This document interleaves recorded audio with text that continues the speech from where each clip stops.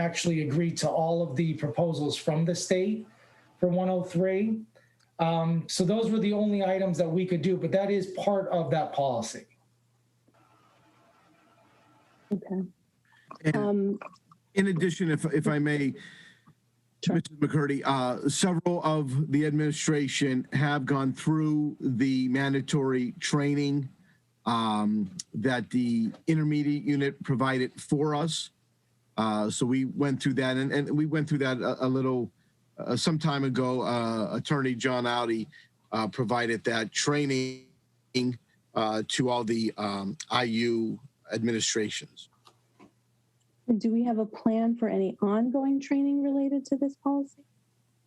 Yep, and there is. That's going to be something that will be taking place annually with all of our staff, so they are aware, because as we know, the definitions have changed, and there are definitely things that we know now that we didn't know, even 2 years ago when it relates to this. So yes, we are.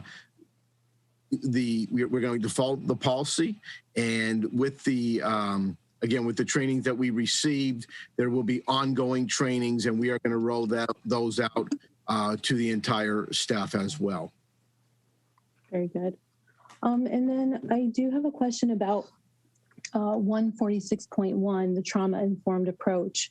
Do we have training planned for that issue, that policy as well? Bob, that's part of tomorrow's Act 80 training with our teacher staff. Yeah, that's right. That is part of that policy, and I know that the administration has, developed a plan to go forward with it. So that is all part of that's in there. That's an annual basis for those trainings. Is that so? PSBA is providing that training? No, PSBA doesn't provide the training. The policy is just that we're going to follow the trainings, and I believe we have. Peg Foster might be able to answer that better, yes, Mr. and we've chosen Costello, because she PIBA, planned that training. Chose through the state multiple different ways that the trainings can take place based on what the district chooses. Okay. Yeah, if Mrs. Foster has a little more information on that training, I'd love to hear about it. Sure, Mrs. Foster, can you speak to this? I apologize, folks. I was on another phone call. Can you direct me on which area you're looking for help support? The trauma training. The trauma training. Thank you very much. The Trauma 101 training is sponsored by LIU 18 in their partnership with Lakeshore. They have received instructor training level from Lakeshore Company directly, where they're going to come to us in a virtual format in 4 different sessions, breakout sessions, both secondary campus from 8 a.m. to 10 a.m. and then elementary campus from 10:30 to 12:30. And the conversations in the first round of training are really about recognizing the signs and symptoms and the baggage that kids and adults carry due to extended closures like we're in now. When you think about it, each and every one of us has been exposed to trauma in ways that we wouldn't normally recognize trauma to be. Isolation is a form of trauma. Not being able to socialize is a form of trauma, and how to identify the signs and symptoms of that trauma, as well as how to support kids and to support other people, not just kids, adults as well, through that processing of that feeling. So this first round is the beginning. The second round is in March, and from there we'll get into more specifics that come out of those trainings. In our initial conversations, it was first we need to lay the groundwork, and then we'll build the house after we build the foundation. So the first 2 trainings are just that, the foundations, where we come to a common knowledge and understanding of what trauma is and can the impacts of it upon a human being. And then to go from there will really depend on what our needs are as a community. So I think it's a great time for this kind of opportunity as we're starting to bring kids back in campus. And I think it's also a great time for us to just be able to reach out and say to our community, we hear you, we feel it too, and here's how we can do it together. So it's an exciting couple of training sessions that, like I said, will be conducted virtually. And at some point in time, we hope that it will be face-to-face.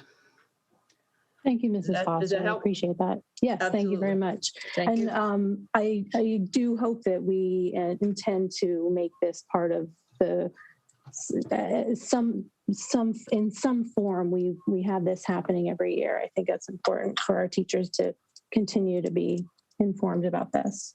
Thank you. Absolutely. This has been an ongoing process. It is much more formalized now. When I think back to my days at Fairview Elementary, we brought programs on site like On Track, our character ed program that was specifically designed to build character traits that talked a lot about accepting people where they are. That's what the A in On Track talks about, is being accountable and accepting.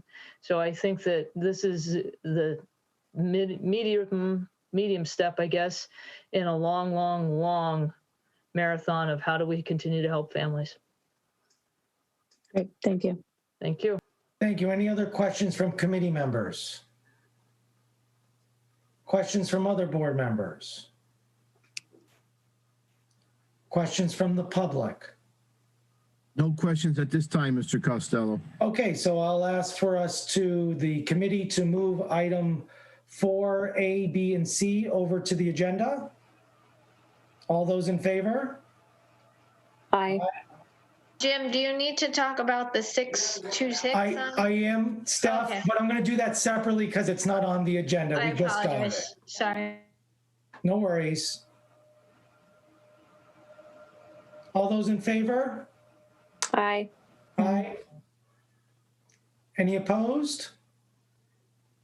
Hearing none, we're going to move item 4A, B, and C. Now, we did have a late policy just sent to us. I just forwarded it to the two members of this committee as well as to our board president. It is 622. And I don't know, Damien, if I did send it to Damien, if he could put it up on the screen, but we will have this posted for the community to review. And I am going to ask this committee to move this to the agenda for a first reading and adoption for this month. It is the government, let me pull up my copy here. It is our Governmental Accounting Standards Board statement number 34. And this is just a generalized Pennsylvania Department of Education financial reporting standard that is needed for Mr. Bard to complete his audit and so forth. So this was not something we had previous years because of the position was different between an outsourced financial team versus an in-house business manager. So this is needed because we have an in-house business manager. So again, this will get moved over. I'm going to recommend we move it over to adopt it immediately because Mr. Bard needs it for that reason. So it'll be up and present again on that website that's on our agenda where all of the policies are for the community and other board members to review. Any questions by members of our committee on 622?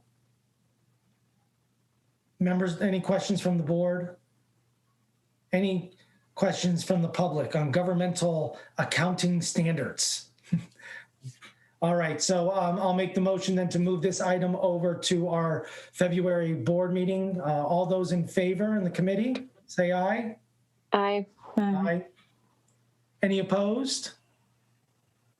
Hearing none, we're going to move 622 then over. And Steph, you'll handle that for tomorrow to get that posted. I appreciate that very, very much. Moving on to item 5 of the agenda is a policy notice, notice from last month as well. Mrs. Otera and our administration are working on all those policies that are listed there to decide if we have to retire or consolidate or change some around. Before we make any of those decisions, once a plan's been made, we will have our solicitor review. And this is because PSBA has decided to no longer maintain the 3 employee sections. Therefore, all of those policies were affected by that decision. And it's just going to take a little bit of time to dissect all those policies to make sure that we're doing it correctly and it's posted correctly moving forward. So we hope to have even maybe some of those adopted. And once we do, we'll adopt those right away as they're just some changes. On to item 6, which was a request for a new policy.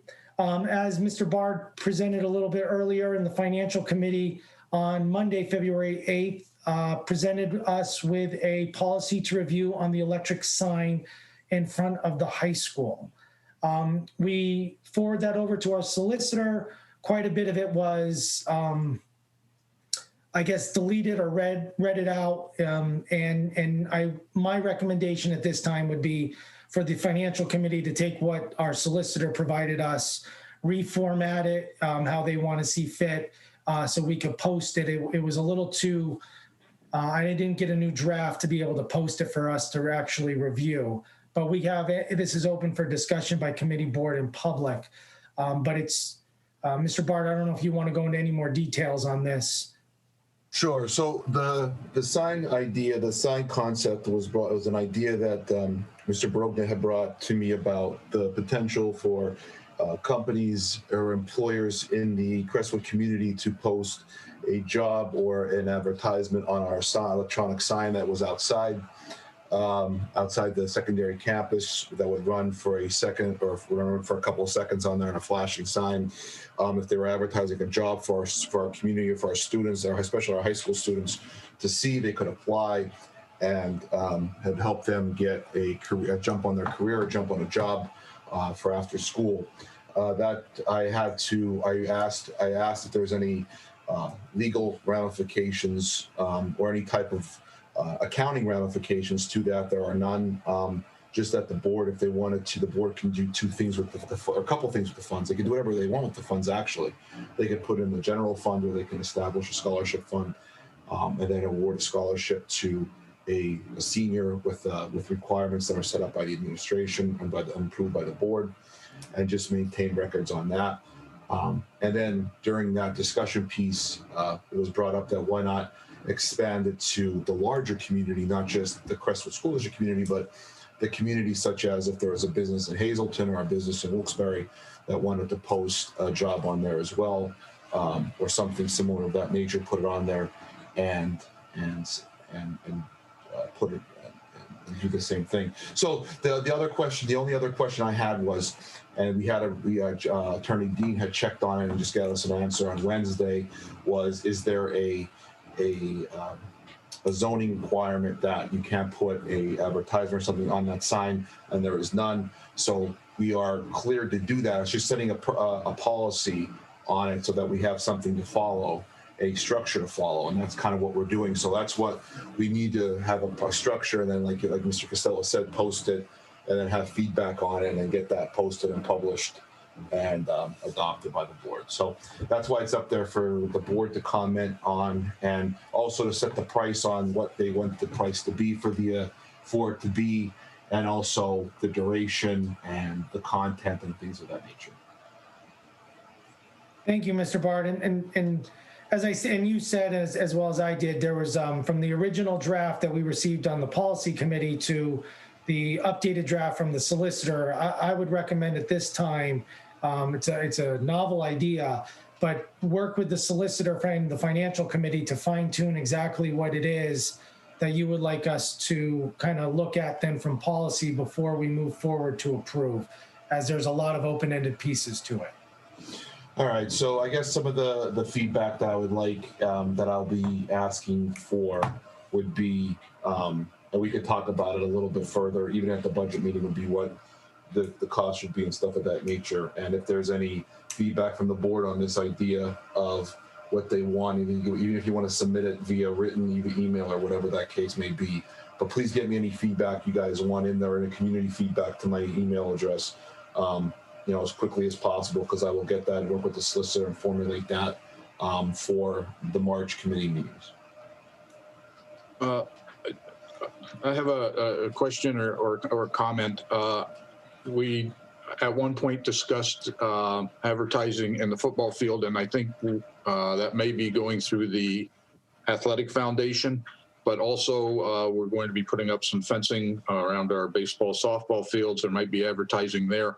Do you think it would be wise, Mr. Costello, to incorporate any advertising on school grounds into this policy, make it a broader policy for any advertising, and part of it could be our signage out front? Thank you, Mr. Bone. That's exactly what I am thinking. I would not create personally a new policy very specifically based to a very finite idea of job recruitment on the screen. I think as Mr. Dean kind of sent back, there was a lot of what ifs and a lot of red tape that would go through that. I would recommend taking a look at our 702 policy. 702 is our grants, gifts, and donations policy that we approved, which allows for those type of items to take place both through the Crestwood Athletic Foundation as well as the Education Foundation. And I think that I think it would be best to review that to see if there wants to be an expansion, and that is 702. I'm going to pull it up. I have two computers running here just to kind of look over it. But I would look at that. I have seen 702 in other districts allow for sponsorships to be put in, as it encompasses the gifts, grants, and donations. But donations really is an overall general term. I think that legally would allow for something like this to take place because that's what it is, a donation to the school. You know, and as you go through that, I think, you know, look at those ideas, but I think that would be a much better use of this kind of an idea. Okay, I agree with that. I think that could be something that we could do, and I'll work with Jack on that, and we'll come up with something. And Mr. Bart, I don't think, you know, from a policy perspective, we don't put prices on policies because obviously price could change and you wouldn't want to change your policy every single time it comes out. I think those are the procedures that administratively you can decide on and obviously get support from a Board of Education. But I think almost your policy 702 might already be in place to accept fees. You would just have to set the criteria of what you would want. That's more of a procedural aspect that you're asking, not so much something we would put set in stone into a district policy manual. Okay, sounds good. And a little side note, whoops, excuse me, just a little side note, Mr. Bard, you say we did get approval from the township. I know you were talking about like flashing the sign, and I know there's a township ordinance that there are not to be flashing signs, but we got a variance on that.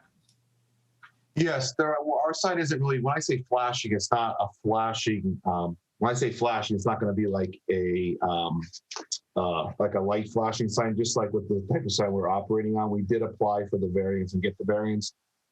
That's why there was a delay in getting the picture, the publicity picture taken.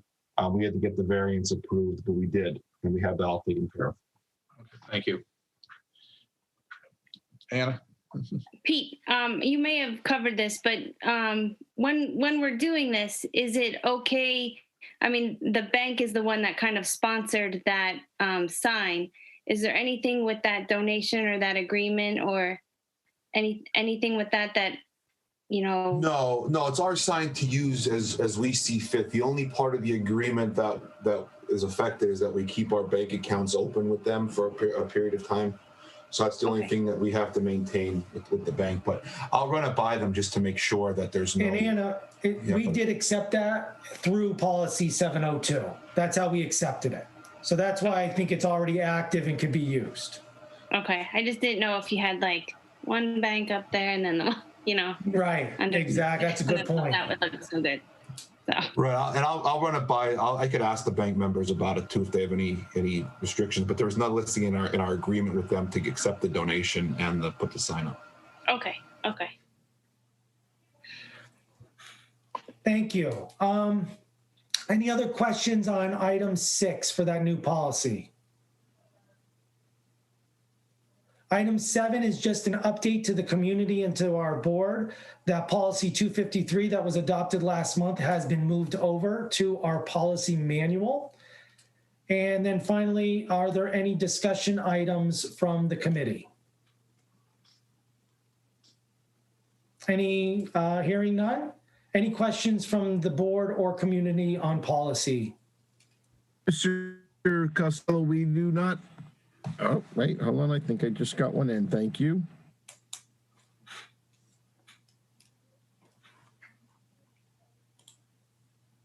Okay, I have it's more of a statement, I believe, from from Pamela Keefe. Thank you, Pamela. Scholarships should not just be for college students to apply for, and not only Crestwood students, then neither.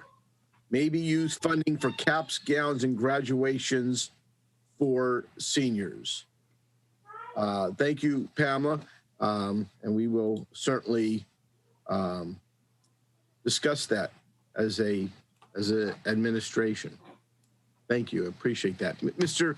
Costello, if I may, I just want to once again update the community, and I appreciate your assistance and Attorney Dean's assistance this week. As you know, our committee with our behavioral health committee and our supervisor of behavioral health and special programs has been working on a untimely death policy. Again, this is something that, you hope you never, ever have to turn to. But it's also something that if something should happen in our district, that we do have something, and we don't, we don't maybe make things worse for families and for students because we weren't prepared. And that would be inadvertently, obviously, but with that said, after discussions with yourself and Mr. Dean and the reaching out to PSBA, they felt it's better for us to have an untimely death procedural manual and not necessarily a policy. And they had, they were very, very impressed with the amount of work we have done. And I mentioned before, I was a member of our community that worked with our supervisor of behavioral health, and they were very, very impressed with it. They believed it's something that every district should have in place. But we will have that, and we will have training for all the administration, our counselors, and anybody and everyone that we need to have a part of that when a situation like that should take place. So it will be a procedure and not a policy, but it is something that we are all going to be very well versed on. And again, hope we never need it, but if we should, hopefully, because we have it, it could just make a really terrible situation a bit easier for everyone to handle. So thank you. Thank you, Mr. Mahalik. And again, I know you and Ms. Harris, Mrs. Harris were instrumental in putting that together. For the community to understand, it's 35 pages long. It's outstanding. You did a great job. I know we had lots of discussions with PSBA and our solicitor on how it fits in the district, and they came up to a good solution there. So a great job by you and Mrs. Harris. And if any other people were involved, I'm sure much of your administration was involved in that, and a job well done by the district. So I very much appreciate your support, and our community does as well. With that, I will look to adjourn the policy. Do I have any in favor? Aye. All right. And therefore, we are adjourned with policy. Thank you very much. Thank you, Mr. Costello. Mrs. Bibla, academic programs. Thank you, Mr. Boone. Start with roll call. Mrs. McGovern. Here. Mrs. McCurdy. Here. All members present. I'm going to be seeking approval for the minutes of January 14th, 2021. I so move. Second. All in favor? Aye. Aye. Aye. None opposed. We don't have anything for the agenda this month. But we do have one discussion point of a new class, Business Law 2. I don't know, Mr. Hollick, if you want to take that, or is it Ms. Foster? Yep, I think Mrs. Foster or Mr. Gorham, if either one of them are on, and they could discuss. This is something that has been in discussion, and we're, again, happy to be able to provide this. Okay. I can help with that, sir. This is Mrs. Foster, and in conversations with the business department, they've recognized that right now there are approximately 60 kids taking Business Law 1. And of those 60 kids, approximately 20 have requested an extension of this class into another year so that they could get a deeper knowledge and understanding of the legal environment that surrounds the business world. So with that request from students, they came to me requesting an additional elective in the business department called Business Law 2. Their proposal that I forwarded to the Mrs. Bilba and the rest of the committee was to not add another teacher, but to change the number of course sections that were available. In other words, the students that were taking those 60 kids some would opt into this class rather than taking perhaps another accounting class within the business department. So it wouldn't require an additional staff member. It would just be a realignment of the course sequence in the business department. So things that they would cover would be things like case law around legal topics and rulings in the business world, how to plan a career in law around entrepreneurship, legal careers, and what available places that they could become professionals in that area.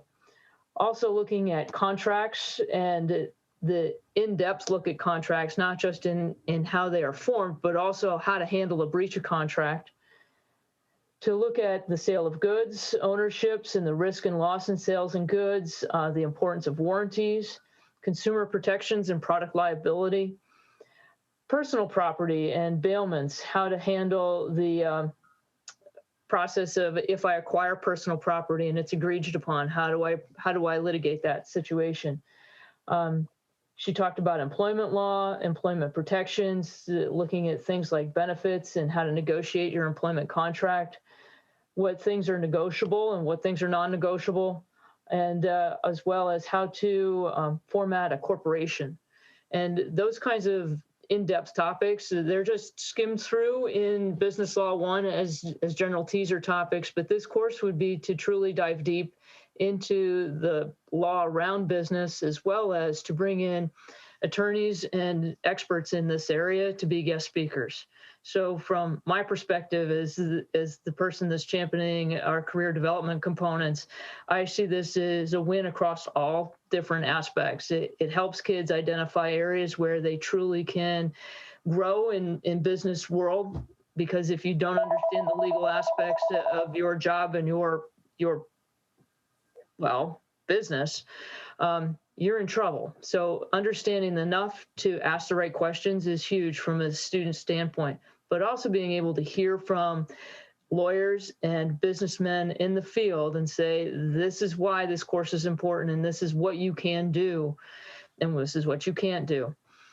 It also helps comply with a lot of those career components around the fact that career development is one of our main goals as a school district. Your future is our goal. What are you going to do when you leave high school? Where are you going to go? What do you want to do with your life, and how can you do it? This is a career option that is a full year course. And I think it's a great opportunity for our kids. So any questions or feedback from the board or from the community that I can take back to the teachers about the development of this kind of proposed course? Anybody from the committee have any questions? I don't have any questions, but I love the idea that the students came and asked for this program, and I look forward to seeing it moving forward. Any other board members' questions? Yes, Mrs. Foster, would you recommend we move this forward to adopt this course at our next board meeting? That would be my request, sir. If we could move this forward to adoption, then we can include it in the course scheduling documents and get this information out to students so that it's part of their course selection process that's coming up very soon. Anybody on the committee opposed? Oh, I'm sorry. Oh, go ahead. Go ahead. I'm sorry, Ms. Bibla. If there's no opposition to that, just while we have Mrs. Foster, sports entertainment and marketing, Mrs. Foster. believe that was a course that we've already added to our course plan for next year as well. Yes, we have. I think what might be nice is maybe next month we could have a discussion. Maybe we could even bring the teacher on and she could discuss. There's been a lot of interest with the course. Okay. And maybe we could have our teacher on next month and give a 5-10 minute description of the class. Absolutely. I'd be happy to arrange that for us. That's a great idea. Thank you. Thank you, Mrs. Foster. Thank you, Mrs. Bibla. So Mrs. Bibla, I'm in favor of moving this forward. okay, thank you. Mrs. McGovern?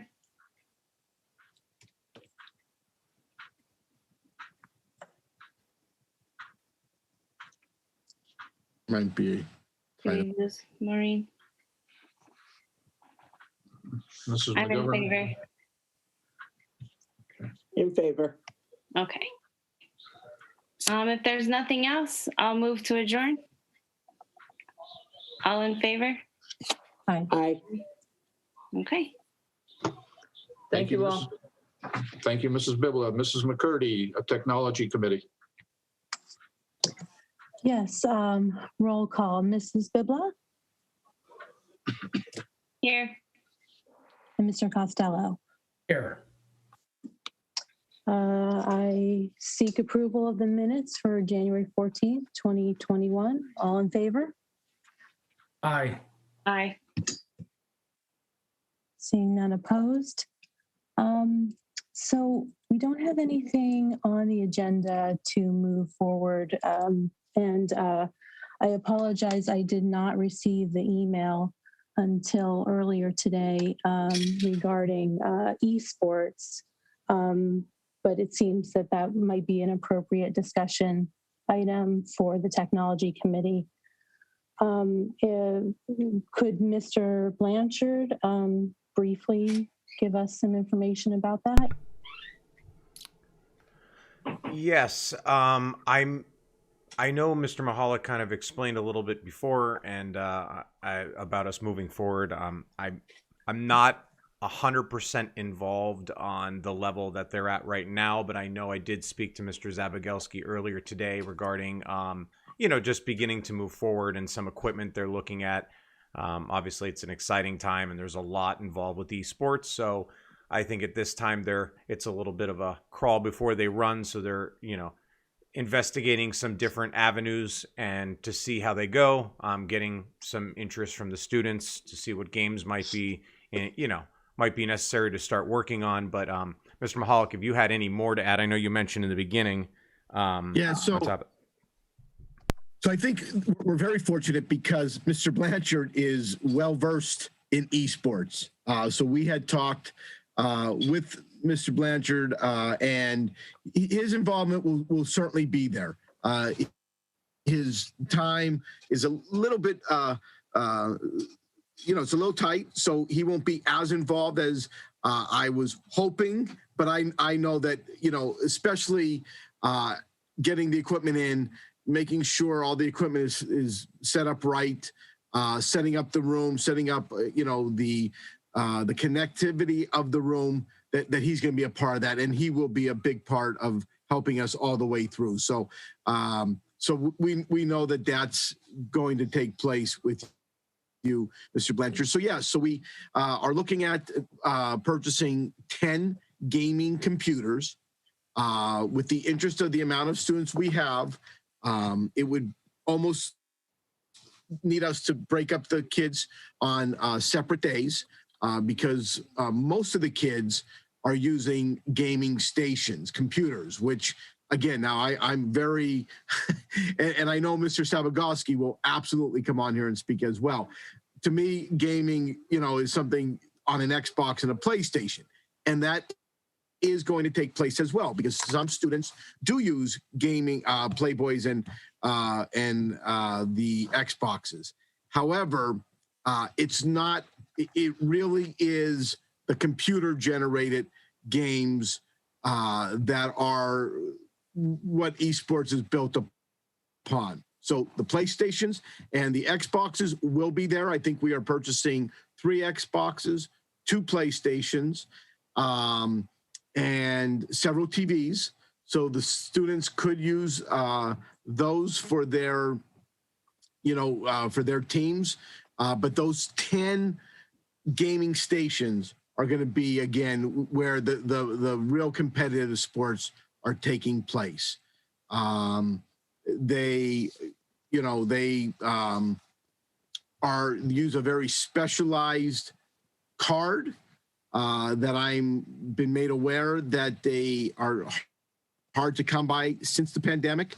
Most of this equipment does come out of China, so they're a little bit back ordered as well. But we believe we can get them in relatively quick. I think 6 weeks, and then at that point, Mr. Blanchard and Mr. Sabagoski will be taking the time to, put this together and build it. And this, it's intended to have money come out of the CARES money to get this started. Is that right, Mr.? Yes, Mrs. McCurdy. That's exactly what we're going to take. So we're looking at a probably total a total cost of about $23,500 for the upfront money for our equipment and the software that we'll need for the club. And that will come out of our CARES funds. Spoke with Mr. Bard, looked at that very closely.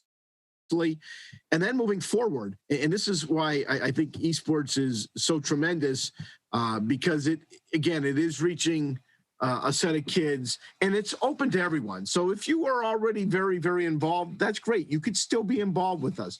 But I mean, even just by seeing some of the names that I'm seeing, it's so welcoming to me, because these are students that, aren't very involved with extracurricular activities, and we want them to be, and they will be on a Crestwood team. So we'll use the CARE funds for it, for the upfront money. And as Mr. Blanchard said to me some time back, these computers, knock on wood, but Damien seems to think we could probably get 7 years out of these. So that's pretty great. Now, of course, we're going to protect them, and we have to make sure we maintain them. The Xbox and the PlayStations, of course, I say 3 years. Damon, you probably know better about those things, and I don't think they'll break in 3 years, but I think probably the technology will be, such that you would have to replace them. They're relatively inexpensive at about $299 a piece. The televisions that we're purchasing, or at least that we are anticipating purchasing, 4 55-inch televisions, those costs are way, way down to about $240 some a piece. That will come through the CARES money the following year and moving forward. Of course, we have the cost of the club advisor, and that may expand to 2. But for now it's 1. And then we have the yearly subscription. The yearly subscription to Play Versus is $500. And then the subscription to Xbox and the PlayStation, I believe, are like $24 a student, or comes out to roughly be maybe, I think $400 and some each. And that really will be your total cost for this club. So it will be, after the upfront cost, which will take us many years into this, it will be something that I believe is going to just pay back dividends tremendously to us. So I think we might have a question, and please, any more questions from the board, I will do my very best to answer them.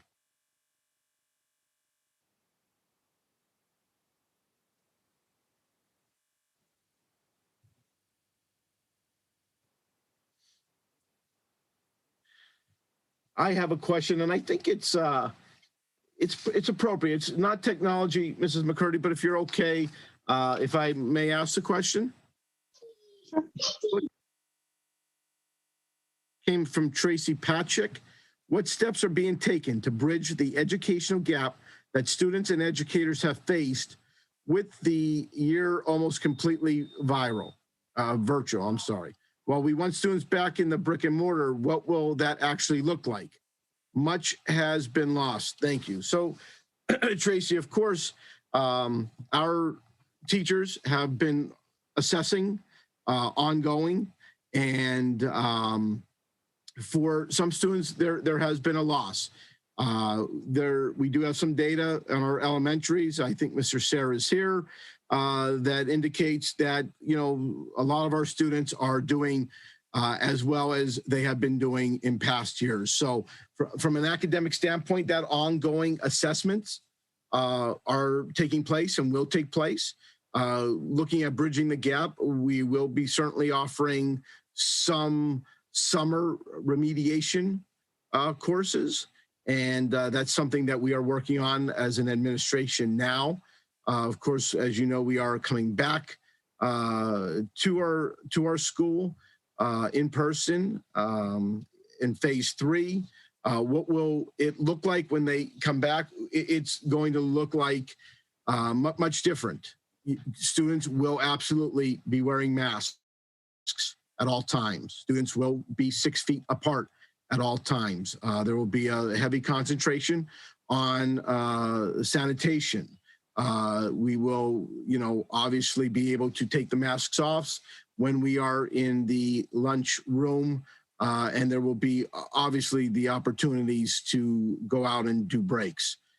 So it's going to be much different, and we don't know for how long that it's going to be that different. We are waiting for additional guidelines. You know, certainly the big thing is the 6 feet that has not been revised to this point.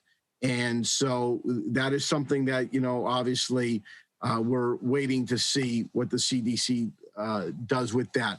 They are aware that there are probably no public schools that have the ability to provide 6 feet when all their students are in person. Schools aren't built that way. In fact, they don't even allow you to build schools with that much extra space. So when a school does a new project, they're there's a process called PlanCon. It's about 30 some steps, and they allow you to build for your current population, and they allow you to build a little bit over in anticipation of what may be happening with a 5-year feasibility study. However, you would never build something that provides 6 feet of distance in every classroom, in every electives classroom, in lunchrooms, in computer labs. It just doesn't exist. So it will look like students need to continue following all the guidelines of our health and safety plan. And, you know, there's, again, still a lot of information coming out about those that are vaccinated. And, you know, word today down from the CDC, and this is new information, that if you have been vaccinated and you have your second vaccination, 2 weeks past that second vaccination, if you should be a direct exposure, you do not have to quarantine if you are not having symptoms and your vaccination was within the last 3 months. So right now we know that there's a 3-month window. Again, that could very well change as they're able to collect more data and continue their research.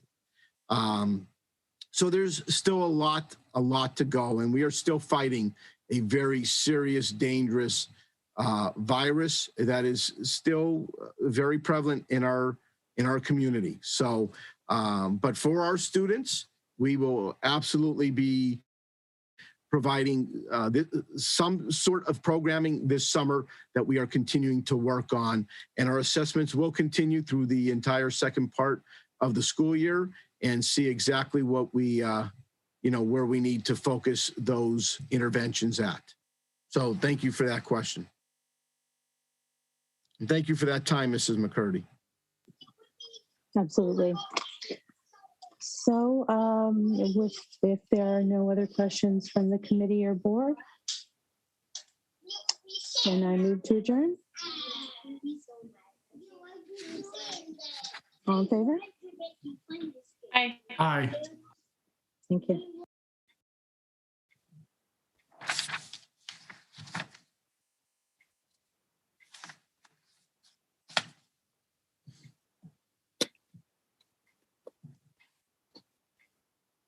I'll begin. Positive behavior.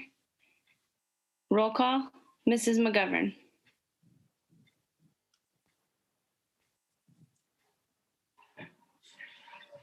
Here. Mrs. Spath. Here. I'll be seeking approval of the minutes for January 14th, 2021. I so move. Second. All in favor? Aye. Aye. We don't have anything for the agenda this month. We do have discussion items.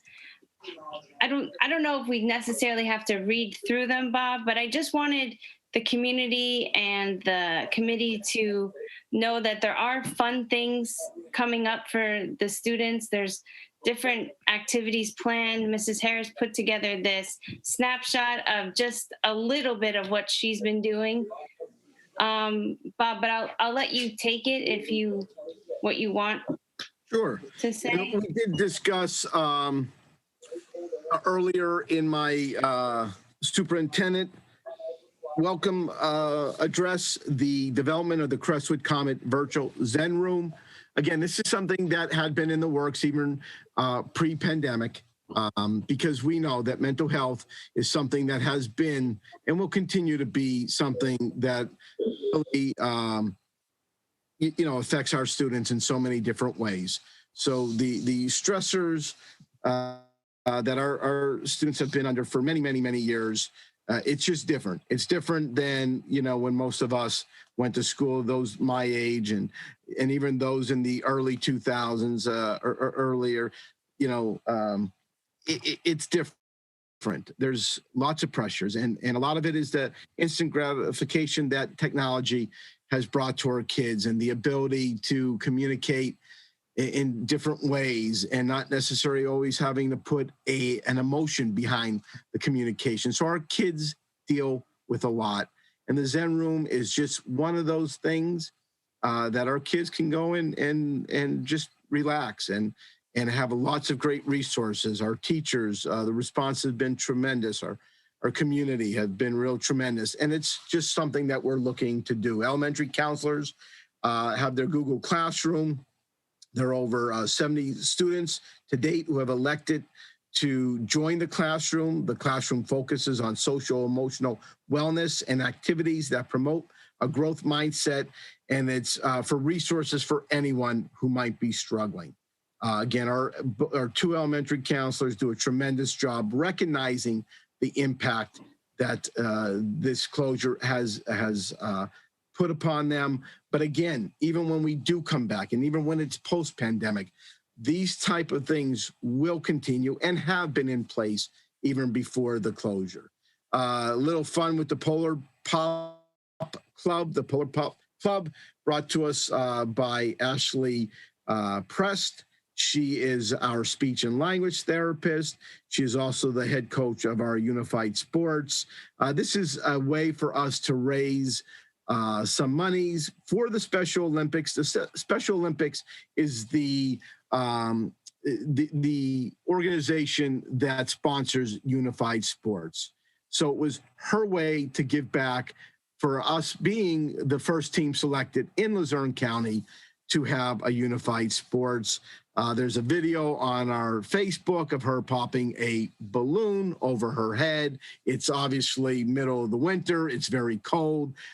In the past, I guess people actually jumped into cold water, but they are not doing that. And we are choosing instead to do the balloon on our heads. If you'd like to join in, it's fun. You can send us your video. We'll upload it if you'd like to see it. But as of today, we started yesterday. We had a goal of raising $500, and that goal has already been surpassed. So we are so appreciative of that. We did take that $500. We moved it up to $1,000. All the money is going to the Special Olympics. So that's wonderful. Again, if you go to the Zen room, you will see all the upcoming events. There's great things, arts and education, which is in conjunction with the Pennsylvania Council of the Arts. They've created an after-school program called Insta Arts. This thing is tremendous. This program is tremendous. It's for students in grades 3 to 12. So please check that out. It's covering visual art, poetry, movement, music, and theater. Classes meet for 40 minutes, and they're all virtual on Zoom. Grades 3 to 5 meet every Tuesday and Thursday at 4 p.m. and then again Saturdays at 10. And grades 6 through 12 meet Wednesdays and Fridays at 4 and again Saturdays at 11. So just some excellent stuff. There's also a virtual college fair. College Board is hosting their first ever series of virtual college fairs called Big Future Days. We're encouraging our sophomores and juniors to sign up for a chance to connect directly with college admissions and current college students. Our students will have a chance to explore colleges in a way that's not overwhelming, obviously in a way that you don't have to go in person, and they will be able to ask questions as though if they were in person and learn all about that particular college, what it takes to get into the college and the steps necessary. So again, sophomores, juniors, virtual college fair, please take advantage of that. We also have Mr. Mahalik, before we move on, can I interrupt you for a second? Please go right ahead. That virtual college fair for the Big East section is coming up. So students need to check into, students and families need to check this Friday's Comment News for a detailed link on where to find that information. The Big East section is, like I said, coming up very soon, and I'm scrolling to it here in this week's Comment News. And it will be on virtual college fairs, March 7th from 4 p.m. to 8 p.m. And the link is in Comment News. So make sure you catch that. Thank you, Jeff. Thank you. Also want to tell our patrols, we will be having a hands-on CPR training in March. We will get the date for you. Again, great way for you to, develop some leadership skills by being a patrol, school patrol. So hands-on CPR training in March. And then we are continuing to look at different COVID-safe student fun nights events. So if someone has any ideas or suggestions you'd like to share with us, we are always open to that. There are things that we need to consider, insurances, waivers, things of that nature. So I know our committees, our administration committee is looking at different events, but if any of our families, any of our communities have some ideas or suggestions, please send them forth, because we are, wanting again to do that. And even as our kids now begin to come back, we still want to do fun events. We don't know what the spring is going to bring to us. Will there be field trips? Will there not? Well, I mean, we hope so, but we don't know. So we may need to continue doing these type of safe social distance events. So that's a little bit of our agenda. This is Bibla, and I appreciate the time again to go into that. And I do have a question, if I could ask it, if you don't mind, just because it's coming in. If you don't mind. Question from Courtney Lomax. How much of the CARES money will be used to help open schools, such as air quality improvement? So Courtney, all of the purchases that we have made have come through the CARES money. We have purchased all of our PPEs. We are prepared to open. We were prepared to open really in September. And we certainly, when we opened in October, we have what we believe, and I know Mr. Brummagem is on, we believe we have everything that we require beyond the masks, beyond the rubber gloves, but we do have those available. Every one of our buses and vans also have those PPEs available to them. But in the school, there are safety shields. In our offices, some of our teachers have safety shields. In our computer labs, there are safety shields between each of our computers, because at that point we We know that the kids, and they will be 6 feet apart, but we still have the shields between each of the computers. The cafeteria has shields put up. We have expanded the cafeteria to go into our gymnasium. We have signage all throughout the buildings, on the floors, on walls, on our bathrooms, all those things that we need to remind our students and our staff to make sure we're following those rules. As you know, we've also purchased 8 different sprayers, these misters. You might have already seen them being used. We will continuously use them throughout the day in those areas that our students are using the most heavy. After school, again, we will be using those same that same equipment to clean all the rooms, all the desks, bathrooms, hallways. So we have made all of our PPE purchases. We have used our CARES money as carefully as possible. As it relates to ventilation, as you may also know, Courtney, or I think a lot of our community knows, that we have put in all new ventilation systems in our both elementaries and in our middle school. So we have done a major upgrade. This, of course, was probably good timing because it was all pre-pandemic. It was a $6 million project, put in new air conditioning, handlers, the chillers, and those 3 buildings are all updated and have the very best technology to help with clean air. Our high school did not go through that renovation. However, we did do upgrades this past September, and we made sure that all of our handlers are functioning. There is good, clean air coming into the buildings. And of course, with the spring coming, one of the best ways for us to bring in air is just by opening windows. So the classroom windows will be open, the handlers will be open, and again, we're going to practice all the social distance protocols that we need to. But all the CARES money has gone to those costs. We still have some monies left, which is allowing us to make this purchase for our esports and anything again that Mr. Brummagem may need, because I will probably need to order some more masks and cleaning supplies before the year is out. But we do have plenty of funds remaining to get us through the rest of the year. So, Mrs. Bibla, again, thank you so very much for that time. And that right now is all the questions that we have. Okay, so all in favor to adjourn?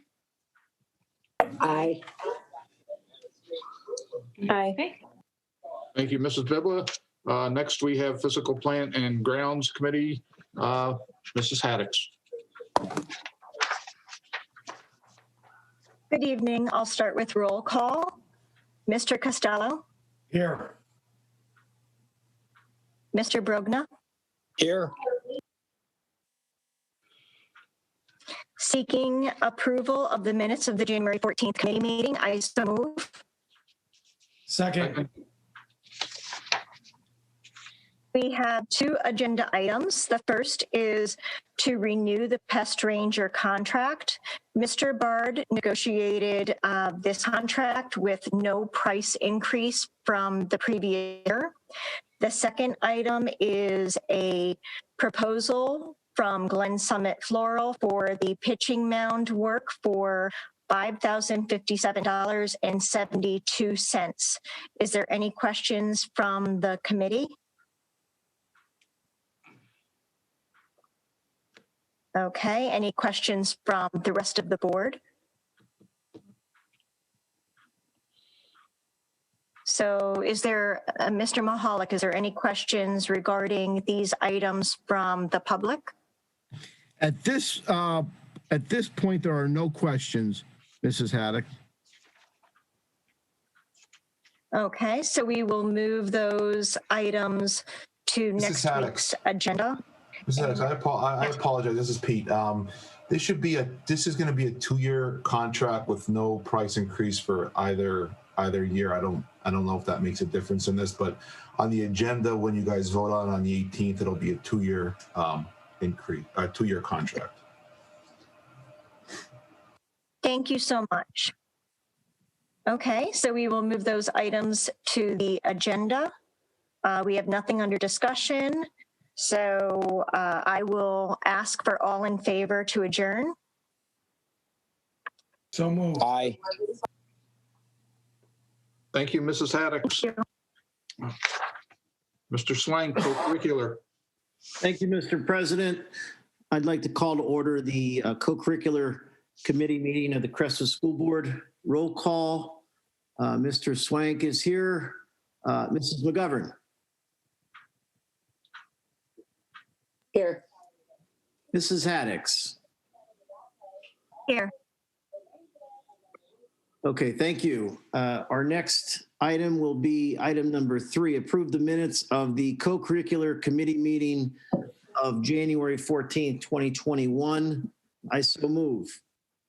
Second. Second. All in favor? Aye. Aye. Aye. Item number 4, I'll be recommending to move forward items 1 and 2 to next week's voting session's agenda. Item number 1, we will discuss the approved, not the approved individual, but the proposed individual. I guess we'll discuss that in executive session next week. Item number 2 are some of the head coaches and assistant coaches for the programs that are mentioned. And what I'd like to do now is ask if there are any questions from the committee, the board, or the public on items 1 and 2. There are, at this time, no community questions. Mr. Swank. Thank you. Any questions from the committee or the board? All right, seeing none, before we get into item number 5, I guess did we take a vote on to move it forward, Bob, or I don't recall. Yes. All right. Yes, we did. I'll make a motion to move items 1 and 2 forward to next week's voting session agenda. I so move. All those, second from Mrs. McGovern. All those in favor? Aye. Aye. Aye. Very good. All right, and then I have one discussion item. We've had some, I've had some calls and emails from parents who are requesting that they get into at least one event to watch their son or daughter participate in sporting events at Crestwood, whether that be high school or junior high. I know we've allowed, Bob, some parents in for, some senior parents in for basketball and wrestling. What I'd like to ask of you, Bob, and the administration and the board, if they're in agreement, is if we can allow maybe for the final home event at all levels. So junior high basketball, wrestling, all the different levels, 7th, 8th, and freshman. What I'd like to do is see if we can get, maybe the last home event and allow two individuals per participant. And, of course, we'll practice our social distancing. We space them out in the gym. We need to do any sanitizing afterwards. I think it would go a long way with the parents of these athletes who work very hard, and the parents really want to get a chance. I know we have the streaming option for them, but if it's the end of the season, Bob, and remember, junior high, there's not any really postseason to be concerned with. So your thoughts and the committee and the board's thoughts, please. So I'll go first. Yes, we will, Mr. Swank, if it's pleases the board. We will begin as early as this Friday in our for our girls game. We'd like to start then, allowing each player to allow 2 of their family members in. That would also include our cheerleading team. So I support that. I know myself and Mr. Ambosi have been discussing this, and we do appreciate you, Mr. Swank. You've sent several emails.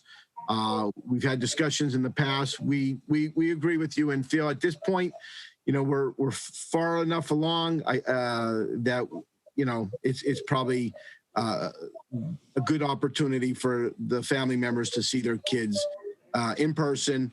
And for other members of our community, because we have great attendance, the streaming service is available, will continue to be available. We're streaming games downstairs as well. But for immediate family members, we'd like to give them that opportunity. Absolutely. I'd like to have two comments. If we're going to bring them in, I think we should have our security person and make sure that social distancing is practiced. And I do have a question for junior high sports in the middle school gym. I think we are sort of regulated by numbers. And once we get our teams and our officials and our coaches in there, we might be at capacity. And if that's so, maybe some creative rescheduling or revamping of facility usage by our athletic director. So can I get any feedback on that?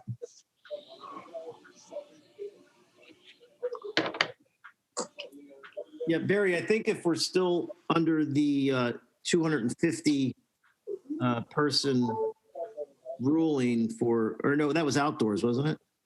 Yes. Yeah.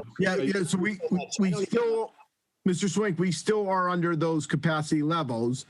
And as you know, both our gyms are, a little smaller than, some of the other gyms that we visit. But yeah, we will have to maintain, that limit. Mm-hmm. So it's a percentage of our capacity, correct? Yes. Okay. All right. Yeah. So Mr. Ambosi will have to figure out those numbers. And thankfully, it's just going to be one event per sport here for the end of the year. Our plan is, Mr. Swank, ninth graders come in, ninth grade team performs, game is over, the fans will leave. We bring in our staff, our custodial maintenance staff who've been doing a tremendous job all year. They come in, they will clean. They usually need like 10 minutes, bring them out, bring in the JV, do the same thing between the JV varsity game, bring them out. The other evening, the wrestling meet, between each and every match, the mats were cleaned. They were sterilized. So we're going to do the same thing with the fans. So we're going to bring them in, Mr. Swank, and then, bring them out when the game is over. So everybody should get the opportunity to at least have 2 tickets per family. Very good. Thank you. So we talking 7th and 8th grade also in the middle school, your basketball programs? Yes. Yes. Yes, Mr. Okay. Yeah.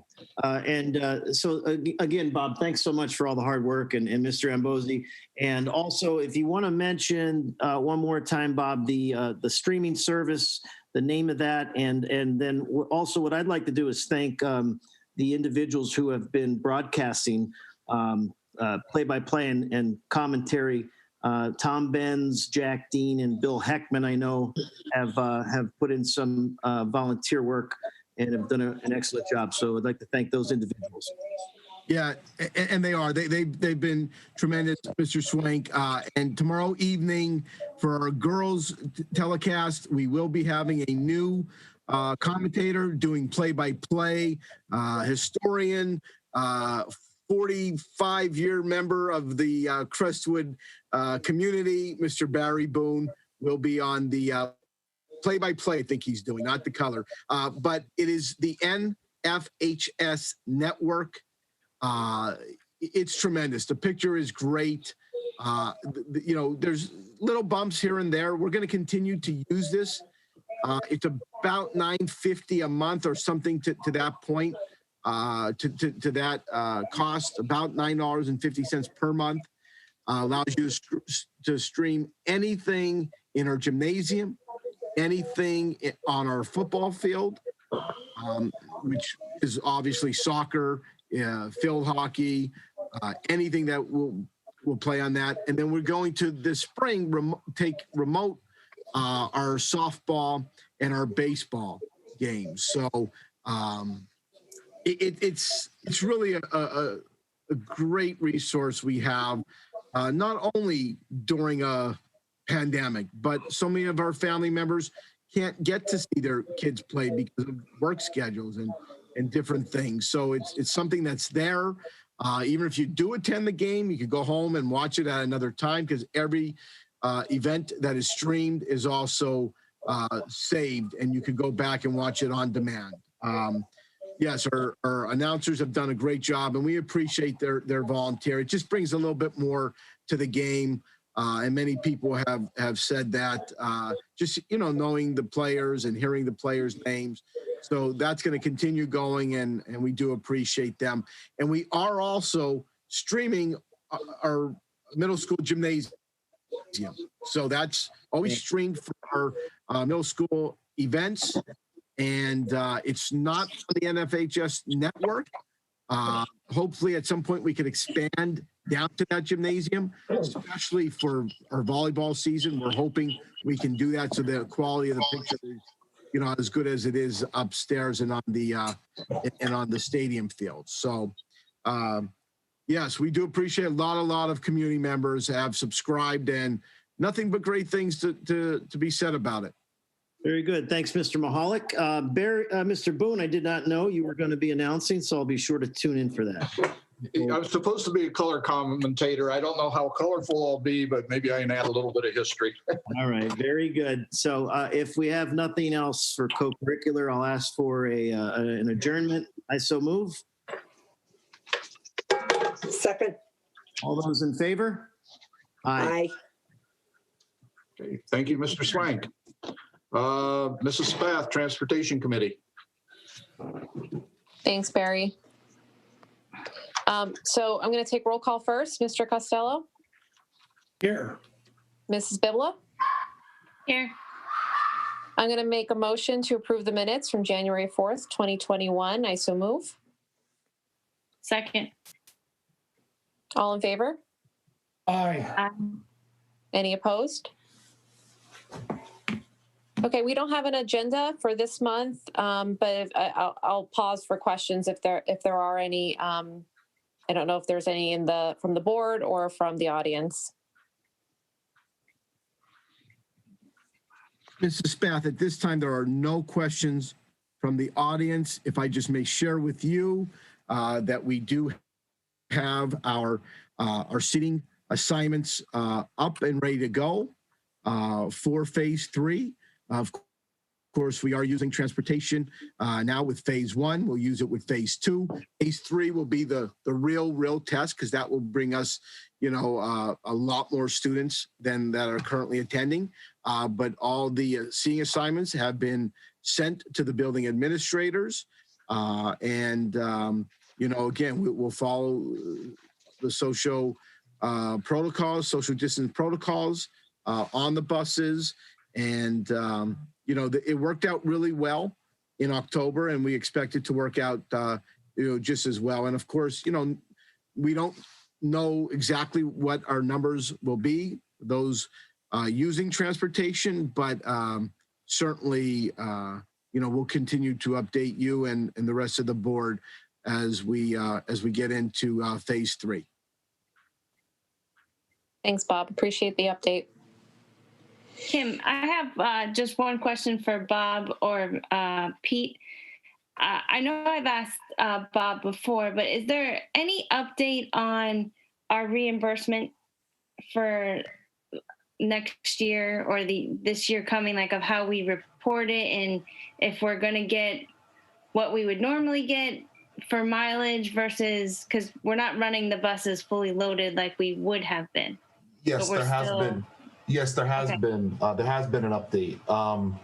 The state is going to, we're going to declare and sign an affirmation statement, and the state is going to reimburse us the greater of the amount that we're going to be getting, similar to what we're doing from last year.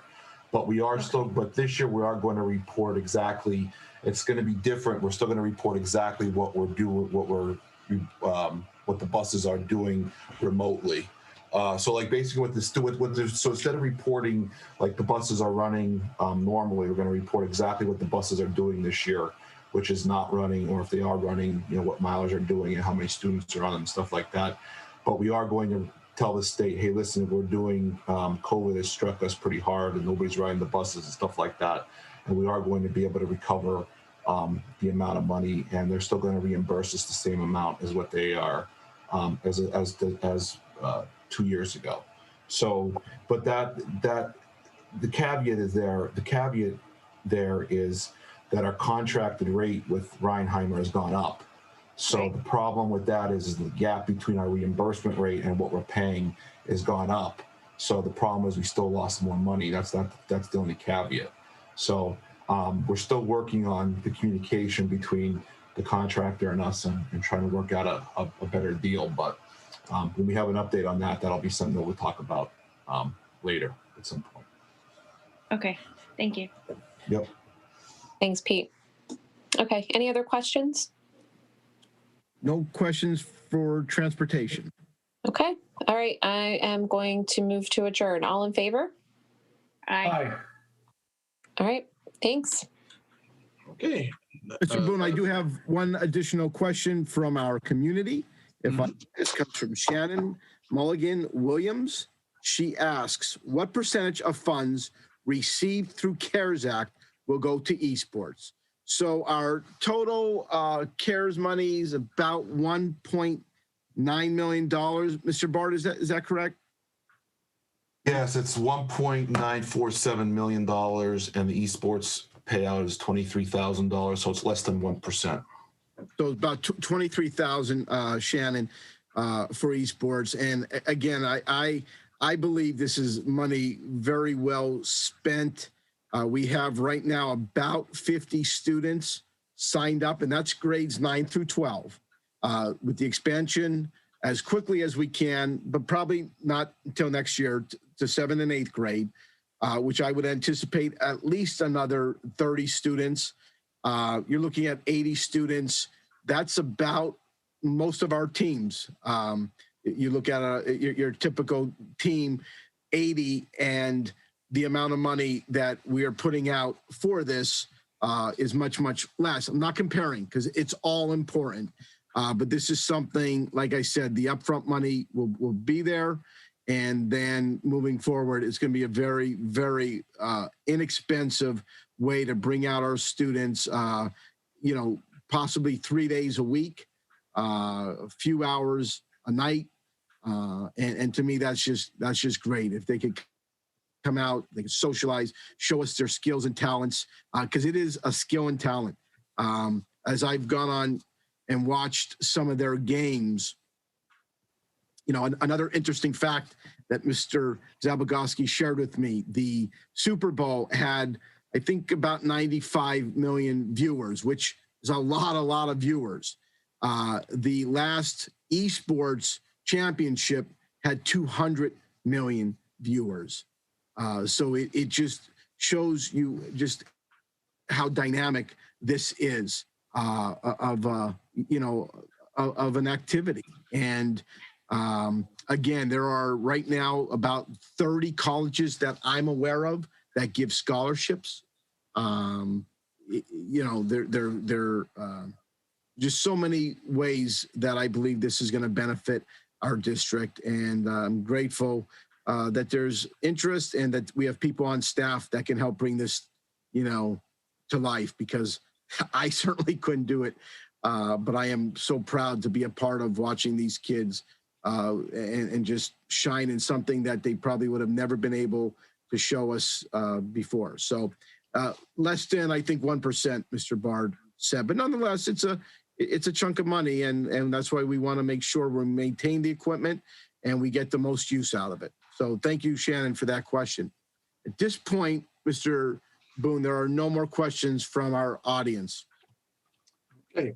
I would like to thank the board and the administration for their participation tonight, and thank you to all the viewers for staying with us for the past 2 hours and 15 minutes or so, and looking forward to seeing you next Thursday, 6:30 for the regular board meeting. And with that, we will adjourn for this evening. Thank you and good night.